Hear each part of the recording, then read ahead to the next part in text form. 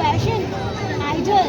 না না, এটা গোলপাক রামকৃষ্ণ মিশনের সুবর্ণানন্দ মহারাজের নির্দেশে আমার এই গোপদারি রাখা। কিন্তু দেখতে তো রবীন্দ্রনাথের সেটা মতো। সেই জন্যই তো আমার কাছে সবাই আসে, মানে রবীন্দ্রনাথ ওনার আশীর্বাদে সবাই আমার কাছে আসে। আপনার কাছে রবীন্দ্রনাথ কি? আমার কাছে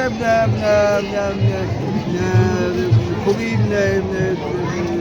মহান পুরুষ মানে রবীন্দ্রনাথ এবং তো সুবর্ণানন্দ মহারাজ, এই দুজনেই আমার কাছে মহারাজ। যেহেতু আপনাকে সবাই রবীন্দ্রনাথের মতো হ্যাঁ, আদর করে মনে করে জনগণ বলে। আসছে, যদি আপনার কাছে কি একটু রবীন্দ্রনাথ সম্পর্কে কিছু বলেন, আপনার কাছে রবীন্দ্রনাথ বিশ্বকবি, বিশ্বের জন্য উনি সবাই সব কিছুই করেছেন।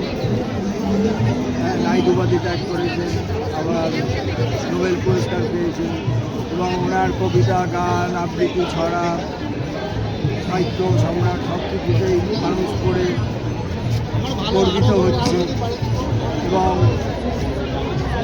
সব কিছুই ওনার